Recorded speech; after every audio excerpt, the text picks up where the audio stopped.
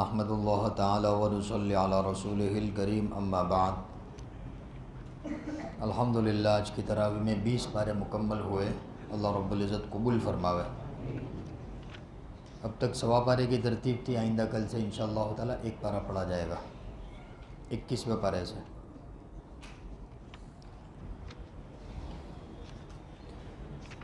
گزشتہ کل کی جو تفسیر گزری وہ سورہ فرقان تک ہو چکی تھی۔ سورہ فرقان گویا کہ قرآن پاک کا دوسرا نام ہے۔ سورہ فرقان جو ہے تبارک الذی نزل الفرقان، اس کی پہلی آیت میں ہی فرقان کا لفظ ہے، اور فرقان گویا کہ قرآن پاک کا دوسرا نام ہے۔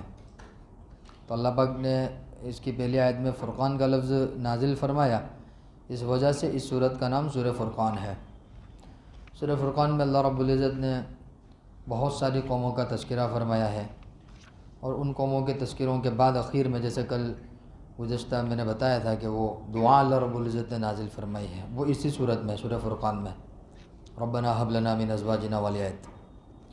پھر اس کے بعد سورہ شعراء شروع ہوئی۔ سورہ شعراء مکۃ المکرمہ میں نازل ہوئی، اور اس صورت کے اندر اللہ رب العزت نے چونکہ حضرت موسیٰ علیہ السلام کی قوم کا تذکرہ فرمایا، حضرت موسیٰ علیہ السلام کی قوم میں جادوگر بھی بہت تھے اور شاعر بھی بہت تھے۔ تو شعراء جو ہے یہ شاعر کی جمع ہے، بہووچن ہے شعراء۔ تو شاعر جو حضرات ہوتے ہیں وہ بسا اوقات مخلوق کی محبت میں ایسے گرفتار ہو جاتے ہیں کہ اس کی تعریف کرنے میں ایسے الفاظ زبان سے نکال دیتے جو شرک تک پہنچا دیتے۔ محبوب کی تعریف میں بہت سارے اشعار ایسے بیان کیے جاتے ہیں کہ وہ اشعار کہاں تک پہنچا دیتے ہیں؟ شرک تک پہنچا دیتے ہیں۔ تو اس لیے اس آیت کے اندر اس صورت میں اللہ نے ایک آیت نازل فرمائی وَالشُّعَرَاءُ يَتَّبِعُهُمُ الْغَاوُونَ، کہ شعراء جو ہے وہ اپنی ذہن کی بناوٹی وادیوں کے اندر گھومتے رہتے ہیں۔ ان کا ایک خیال ہوتا ہے، خیالی پلاؤ پکاتے رہتے ہیں، خیالی تصویر ہوتی ہے ان کی، وہ خیالوں میں ہی گم ہوتے ہیں گے، ان کی حقیقت کچھ ہوتی نہیں ہے۔ تو بہرحال اس صورت کے اندر اللہ رب العزت نے فرعون کے زمانے کے شعراء کا اور ساحروں کا، جادوگروں کا تذکرہ فرمایا ہے، اور بہت ساری قوموں کا بھی تذکرہ فرمایا۔ حضرت ابراہیم علیہ السلام، حضرت لوط علیہ السلام، اسی طریقے سے نوح علیہ السلام کی قوم کا تذکرہ فرمایا کہ ان کی قوم نے ان کو جھٹلا دیا۔ تو جگہ جگہ اللہ پاک نے یہ لفظ استعمال فرمایا کذبت قوم نوح المرسلین، کہ قوم نوح نے مرسلین یعنی اللہ رب العزت کی جانب سے بھیجے ہوئے نبیوں کو جھٹلا دیا۔ ایسے ہی کذبت عاد المرسلین، کہ قوم عاد نے اللہ کے نبی اللہ کے انبیاء علیہ السلام کو جھٹلا دیا۔ ایسے ہی کذبت ثمود المرسلین، جگہ جگہ کذبت ہے کہ قوم سمود حضرت صالح علیہ السلام کے قوم، قوم عاد حضرت ہود علیہ السلام کے قوم۔ ایسے ہی کذبت قوم لوط المرسلین، حضرت لوط علیہ السلام کی قوم نے بھی جھٹلایا۔ ایسے ہی کذب اصحاب الایکۃ المرسلین، اصحاب ایکہ حضرت شعیب علیہ السلام کے قوم کو کہتے ہیں، انہوں نے بھی نبیوں کی تکذیب کی، ان کو جھٹلا دیا۔ یہ تقریباً امتوں کا اللہ رب العزت نے اس صورت کے اندر تذکرہ فرمایا۔ اس کے بعد سورۃ النمل شروع ہوئی۔ نمل عربی زبان کے اندر چیونٹی کو کہتے ہیں، کیڑی، ہمارے گجراتی زبان میں کیڑی کہتے ہیں، چیونٹی کو کہتے ہیں، چونکہ اس میں حضرت سلیمان علیہ السلام کا تذکرہ ہے، اور حضرت سلیمان علیہ السلام کے تذکرے میں چیونٹی کا تذکرہ ہے، کہ اللہ رب العزت نے اس میں ایک آیت نازل فرمایا کہ وَحُشِرَ لِسُلَيْمَانَ جُنُودًا، کہ حضرت سلیمان علیہ السلام کے حکم سے ان کا لشکر اکٹھا ہوا، جس لشکر میں جنات بھی تھے، انسان بھی تھے، اور پرندے بھی تھے، وَالطَّيْرُ فَهُمْ يُوزَعُونَ حَتَّى إِذَا أَتَوْا عَلَى وَادِ النَّمْلِ، اب وہ لشکر اکٹھا ہوا، وہ لشکر اکٹھا ہوتے ہوتے وہ چونٹیوں کی وادی تک پہنچ گیا۔ تو چونکہ حضرت سلیمان علیہ السلام کا لشکر کا گزر ہوا جہاں چونٹیاں رہتی ہے اس طریقے سے، تو قالت نملۃ یا ایھا النمل ادخلوا، تو ان چونٹیوں نے، چونکہ حضرت سلیمان علیہ السلام کو اللہ رب العزت نے ایسی طاقت عطا فرمائی تھی کہ وہ جانوروں کی زبان سمجھ سکتے تھے، پرندوں کی زبان سمجھ سکتے تھے، تو چونٹی کی زبان بھی حضرت سلیمان علیہ السلام سمجھ سکتے تھے۔ تو حضرت سلیمان علیہ السلام کے لشکر کو آتا دیکھ کر چونٹی نے اپنی دوسری چونٹیوں سے یہ گزارش کی کہ بھئی سلیمان کا لشکر آ رہا ہے کہ تم ذرا سنبھل کر، کہیں ایسا نہ ہو کہ وہ لشکر آپ کے اوپر سے گزر جائے اور آپ کو تکلیف ہو جائے. لا یحتمنکم سلیمان و جنودہ، کہ کہیں کچھ لے نہ جاؤ، وہم لا یشعرون، اور اس میں ان کی غلطی نہ ہو، ان کو پتہ بھی نہ ہو، کیونکہ چونٹی تو بہت چھوٹی سی ہوتی ہے نا. تو اب یہ جو اس کا جو اعلان تھا وہ حضرت سلیمان علیہ السلام نے سنا، اللہ نے ان کو طاقت دی تھی سننے کی. تو فتبسم ضاحکا من قولہا، اس کی اس گفتگو سے حضرت سلیمان علیہ السلام مسکرائے اور اللہ رب العزت کا شکر ادا کیا اس بات پر کہ اللہ تو نے مجھے یہ نعمت عطا فرمائی کہ میں چونٹیوں کی زبان بھی کیا کر رہا ہوں، سمجھ رہا ہوں، اور ان کی آواز بھی میرے کان تک پہنچ رہی ہے. ایک تو چھوٹی سی مخلوق ہوتی ہے، اور چھوٹی سی مخلوق کی آواز کتنی ہوگی، لیکن وہ آواز بھی کہاں تک پہنچ رہی ہے؟ حضرت سلیمان علیہ السلام کے کانوں تک پہنچ رہی ہے. چونکہ یہ واقعہ اس صورت میں ہے، اس لیے اس صورت کا نام کیا ہے؟ سورۃ النمل. تو اس واقعے میں اللہ رب العزت نے حضرت سلیمان علیہ السلام کی بہت بڑی حکومت کو بیان فرمایا کہ اللہ نے ایسی ایسی حکومت عطا فرمائی تھی. پھر اس کے اندر ایک پرندے کا بھی تذکرہ فرمایا جس کو ہدہد پرندہ کہتے ہیں. حضرت سلیمان علیہ السلام کا جب لشکر اکٹھا ہو گیا تو گویا کہ انہوں نے اپنے لشکر کی حاضر لی کون کون آیا ہے کون نہیں آیا. وتفقد الطیر فقال ما لی لا ارى الهدهد، کہنے لگے کہ مجھے ہدہد نظر نہیں آ رہا ہے، کہ ام کان من الغائبین، شاید وہ نہیں ہے. اب وہ نہیں ہے تو اس کو اس کی سزا دی جائے گی، کیوں نہیں آیا؟ حضرت سلیمان علیہ السلام نے حکم دیا تھا سب کو آنے کا، وہ نہیں آیا، ایک پرندہ ہے نہیں آیا. تو او لیأتینی بسلطان مبین، یا تو پھر میرے سامنے کوئی وہ عذر، معقول عذر پیش کرے. تو اس کا انتظار کیا گیا، پھر وہ آیا، ہدہد پرندہ آیا، اس نے کارگزاری سنائی. اس نے کہا کہ انی وجدت امرأۃ تملکہم، میں جس علاقے میں گیا تھا، ملکہ سبا کا علاقہ کہلاتا ہے، مقام سبا میں گیا تھا میں، تو وہاں میں نے دیکھا کہ ایک عورت ہے جو لوگوں پر حکومت کر رہی ہے، اور اس کا عرش یعنی اس کا جو تخت ہے وہ بھی بہت بڑا ہے. اور میں نے دیکھا کہ وہ لوگ سورج کی عبادت کر رہے، اللہ کو چھوڑ کر کس کی عبادت کر رہے؟ سورج کی عبادت کر رہے، اور شیطان نے ان کے اعمال کو بھٹکا دیا ہے، وہ ہدایت پر نہیں ہے.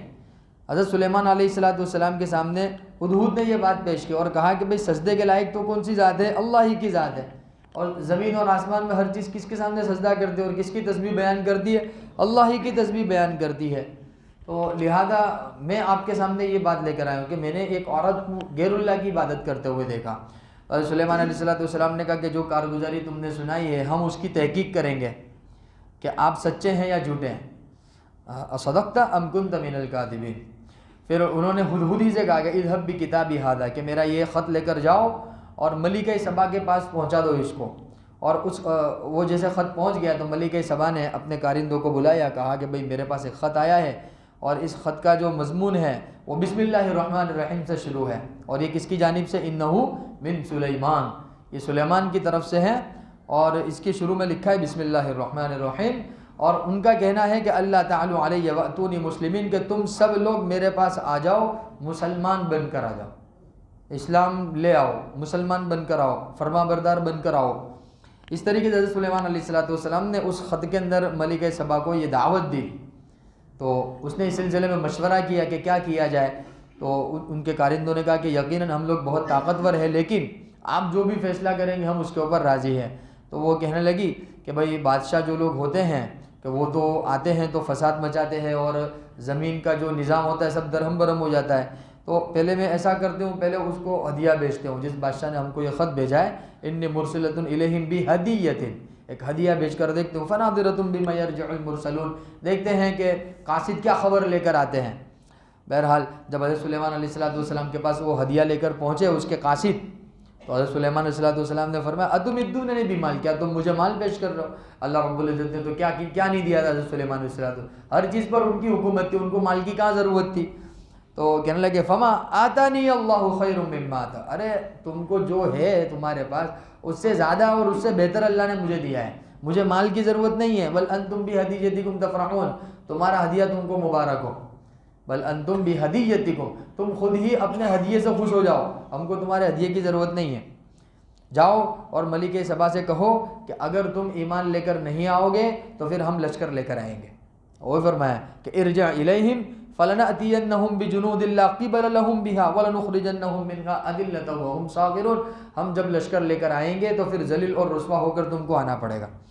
تو حضرت سلیمان علیہ السلام نے اس قاصد کو تو روانہ کر دیا، لیکن اپنے مجمع کے اندر سلیمان علیہ السلام نے کہا کہ تم میں سے کون ایسا ہے جو ملکہ سبا کا جو تخت ہے، جس کی ہدہد نے تعریف کی کہ بہت بڑا تخت ہے، بہت بڑا عرش ہے، تو کہا کہ اس کو کون میرے پاس لے کر آئے گا؟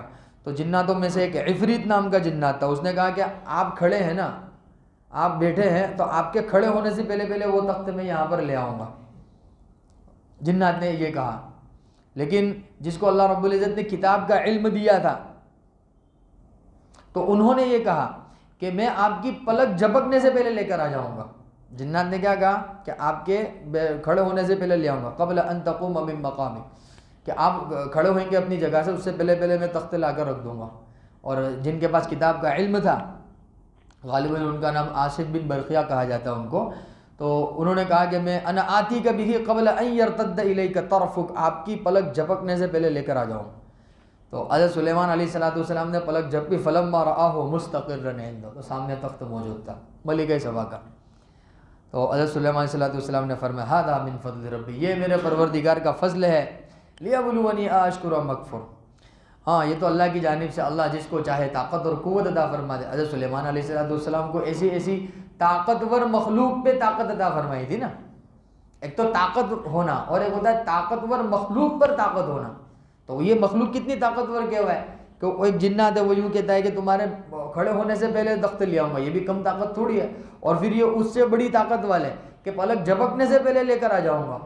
اور ایسی طاقتور ترین مخلوق پر اللہ نے کس کو طاقت عطا فرمائی؟ حضرت سلیمان علیہ السلام۔ تو اس پر وہ اللہ کا شکر ادا کر رہے ہیں کہ لیبلونی اشکر ام اکفر ومن شکر فانما یشکر لنفسہ، جو اللہ کا شکر ادا کرے گا تو اس میں اس کا ہی فائدہ ہے، ومن کفر، اور جو ناشکری کرے گا فان ربی غنی کریم، تو میرا رب تو بے نیاز ہے، کریم والا ہے، کریم ہے، وہ کرامت والا ہے، اس کو پھر ضرورت نہیں ہے اگر کوئی اس کی ناشکری کرتا ہے تو۔ بہرحال حضرت سلیمان علیہ السلام نے کہا کہ چلو اس کا تخت تو یہاں پر آ گیا، آپ دیکھیں ملکہ سبا جب دیکھے گی کہ تخت غائب ہے یہاں سے تو پھر وہ لا محالہ اس کو یہیں پر آنا پڑے گا، تو وہ آئے گی یہاں پر۔ تو اب یہ تخت کو دیکھ کر کیا کہتی ہے؟ فلما جاءت، جب وہ آئی، قیل اھکذا عرشک، کہنے لگا یار اپنا بھی تخت ایسا ہی ہے جیسا یہاں سامنے پڑا ہوا ہے۔ تو وہ کہنے لگی نہیں، قالت کأنہ، ارے یہ تو وہی تخت ہے جس پر میں بیٹھتی تھی، وأوتینا العلم من قبلها وكنا مسلمین۔ تو وصدها ما كانت تعبد من دون اللہ، کہ غیر اللہ کی جو عبادت وہ کرتی تھی تو اس کے اوپر تعجب ہونے لگا کہ یار میں غلط چیز میں گویا کہ میں مبتلا تھی۔ انہا كانت من قوم کافرین، کیونکہ وہ نا شکر قوم میں سے تھی، کافرین میں سے تھی۔ تو اس سے کہا گیا قیل لها ادخل الصرح فلما رأت حسبته لجة، یہ حضرت سلیمان علیہ السلام کا معجزہ تھا گویا کہ۔ تو حضرت سلیمان علیہ السلام نے کہا انه صرح ممرد من قواریر، دیکھو یہ تمہارا تخت ہے، ہیرے جواہرات یہ وہ سب یہی موجود ہے۔ تو وہ پھر وہ کہنے لگی ربی انی ظلمت نفسی، اے میرے پروردگار میں نے اپنی جان پر ظلم کیا، واسلمت مع سلیمان للہ رب العالمین، میں سلیمان علیہ السلام کے ہاتھ پر اللہ رب العزت کی ذات پر ایمان لاتی ہوں۔ اور وہ ایمان میں کیا ہو گئی؟ داخل ہو گئی، وہ بھی داخل ہوئی اور اس کی پوری قوم داخل ہو گئی۔ اس صورت میں اللہ رب العزت نے اس واقعے کو تفصیل کے ساتھ بیان فرمایا۔ حضرت سلیمان علیہ السلام کا واقعہ پورے قرآن میں اسی صورت میں تفصیل کے ساتھ مذکور ہے۔ اس کے علاوہ بھی 2-3 آیتوں کے اندر تھوڑا جیسے حضرت سلیمان علیہ السلام کا اور ان کے والد حضرت داؤد کا، آج کی تراویح کی جو پہلی آیت پڑھی گئی اس کے اندر بھی اللہ رب العزت نے اس کا تذکرہ فرمایا، لیکن یہاں قدر تفصیل کے ساتھ اللہ رب العزت نے اس کو بیان فرمایا۔ یہ سورہ نمل کے اندر، سورہ نمل خاص طور پر حضرت سلیمان علیہ السلام کے واقعے سے ہی مشہور ہے۔